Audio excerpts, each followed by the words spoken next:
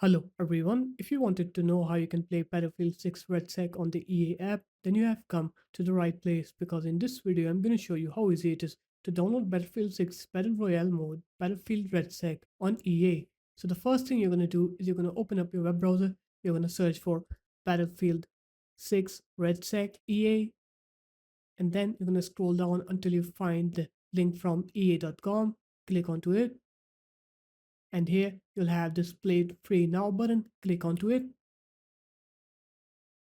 and here you're going to select your platform, click on download on EA app for Windows, click download EA app for Windows here, and then download the EA app and install the EA app. And once you're done with installing it, open the EA app like this, and once you come here, you'll have the Battlefield RedSec on your home. If you don't, you can search for it like this, Battlefield RedSec,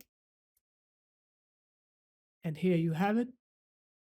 So just click on download now here, and once you click on download, it will ask you for your location. Click next on here, click download, and then as you can see, Battlefield RedSec will start downloading on our computer. So there it is, guys. That's how easy it was to download Battlefield 6 RedSec on our computer. If you guys found this video helpful, make sure to leave a like, comment, and subscribe to the channel, and I'll see you in my next video. Peace.